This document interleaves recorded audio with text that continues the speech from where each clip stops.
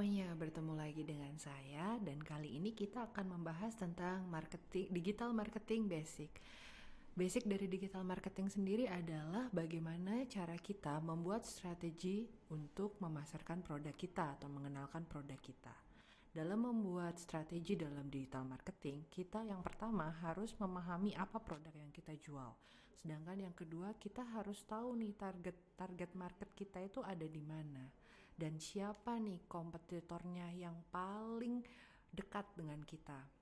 Lalu yang terakhir adalah kita harus bisa menentukan channel marketing mana yang akan kita gunakan. Nah, untuk memahami produknya atau memahami produk yang akan kita pasarkan, kita harus mengetahui apa itu value proposition dari produk kita. Value proposition sendiri itu adalah satu kalimat singkat yang isinya Value proposition itu adalah suatu kalimat singkat yang berisi tentang keunggulan produk kita dan alasan kenapa consumer harus membeli produk kita atau memilih produk kita dibanding kompetitornya. Sebagai contoh, Gojek. Aplikasi ini digunakan oleh semua orang dan kita kenal dan kita juga menggunakannya. Value proposition dari Gojek itu adalah super apps. You name it, we do it. Lalu dari value proposition itu kita mendapatkan beberapa poin. Yang pertama, memudahkan dalam bepergian. Yang kedua, membuka lapangan pekerjaan. Dan yang ketiga, memudahkan kita dalam memenuhi kebutuhan. Jadi value proposition itu adalah satu kalimat yang bisa kita kembangkan sesuai dengan keunggulan dari produk kita. Lalu contoh yang kedua, kita ngambilnya smartwatch. Di mana smartwatch itu mempunyai value proposition yang kita tawarkan ke orang-orang adalah never missing moments. Kita tidak akan pernah ketinggalan satu momen pun dalam hidup kita selama kita memakai smartwatch tersebut. Nah, itu sesuai dengan apa yang produk kita tawarkan. Jadi, setiap ada notifikasi, dia akan selalu muncul di tangan kita. Selalu bisa kita lihat dan selalu bisa kita ikutin. Nah, lalu yang kedua tadi, salah satu strategi plan dalam digital marketing adalah menentukan target market kita. Nah, menentukan target market ini ada 6 poin yang harus kita perhatikan. Pertama adalah demografis, kedua geografis, ketiga psikografis, keempat teknologi, kelima perilaku, dan keenam adalah kebutuhannya. Demografis sendiri kan bisa umur, jenis kelamin, lalu pendidikan ataupun pendapatan. Sedangkan geografis adalah di mana letak kita tinggal. Karena kalau kita mempunyai pasar atau kita menjual barang kita secara online, kita harus bisa juga menentukan apakah kita hanya bisa menjual tersebut dalam satu kota, dalam satu negara, atau bisa diakses ke seluruh negara maksudnya. Lalu yang ketiga adalah psikografis, di mana itu termasuk tentang keyakinan kita, nilai kita, sikap, serta minat.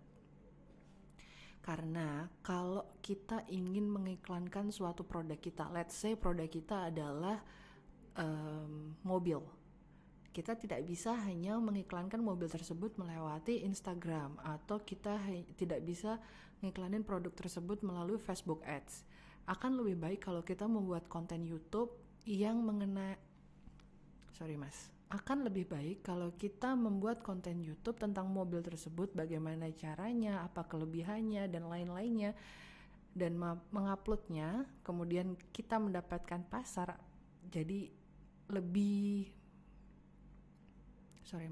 sehingga kita bisa lebih mengenalkan produk kita kepada konsumen kita.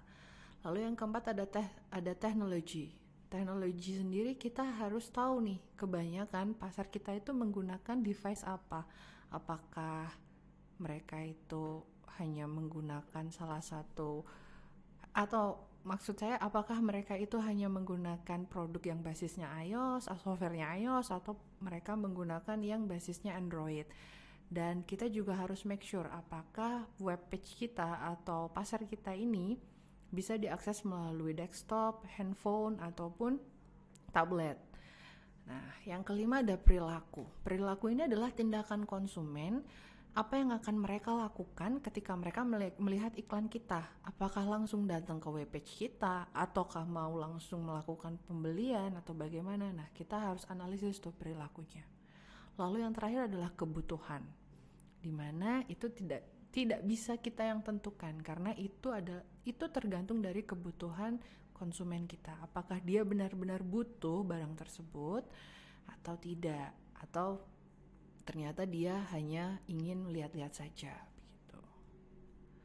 Nah, dalam target market ini, untuk memudahkan kita menentukan yang mana sih target market kita nih, pangsa pasarnya di mana, itu kita bisa membuat tentang persona.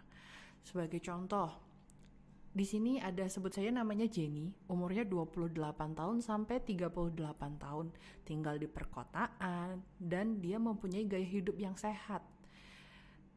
Tapi di sini tidak dijelaskan ya dia itu penghasilannya berapa atau berapa gitu. Kita andaikan saja dia mempunyai penghasilan di atas 10 juta per bulan.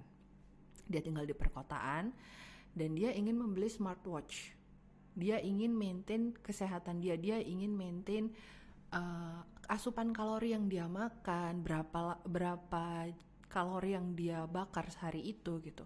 Lalu dia melihat iklan smartwatch nih. Nah, jadi kita tahu nih pangsa pasar kita adalah orang-orang yang tinggal di perkotaan, umurnya sekian, lifestyle-nya sekian gitu. Dan kita harus menentukan nih, setelah kita menentukan siapa yang akan kita pasarkan, kita harus tahu juga nih hambatannya ketika kita ingin memasarkan si smartwatch ini apa. Apakah dia harus datang ke toko untuk mendapatkan itu, atau kita ada official store-nya, entah di Tokopedia, entah di Shopee gitu. Jadi dia lebih mudah untuk mengakses smartwatch tersebut, termasuk dengan perintilan-perintilannya, mungkin seperti strap jam atau yang lain-lain. Nah, lalu yang terakhir yang juga harus dipikirkan ketika membuat persona adalah motivatornya. Motivator dari si Mbak Jenny ini untuk membeli smartwatch itu apa gitu. Bisa jadi dia benar-benar butuh, atau bisa jadi yang kedua temannya merekomendasikan itu gitu.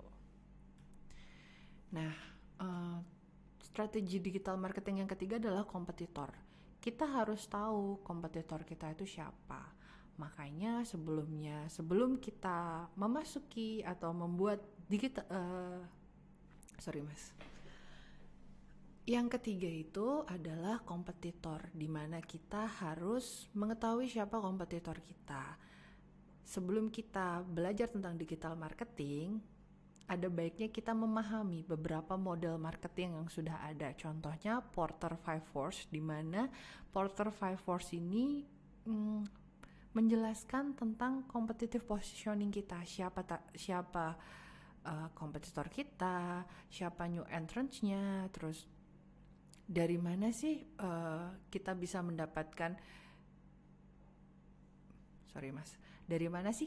mendapatkan supplier yang lebih murah atau yang lebih mudah begitu.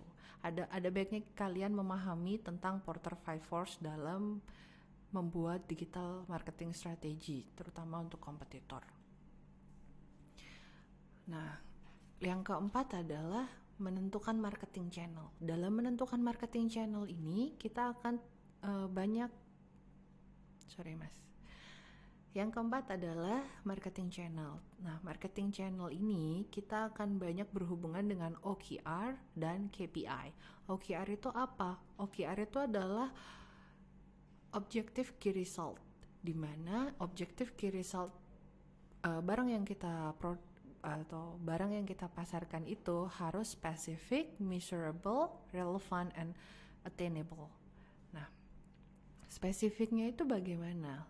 Contohnya, kita ingin menjual produk kita yaitu berupa decaf coffee atau kopi tanpa kafein. Let's say target market kita adalah Mbak Jenny tadi ya, yang sudah kita bahas tadi. Berarti kita ingin meningkatkan penjualan, ini spesifiknya. Lalu measurable-nya gimana? Measurable-nya itu kita ngukurnya tuh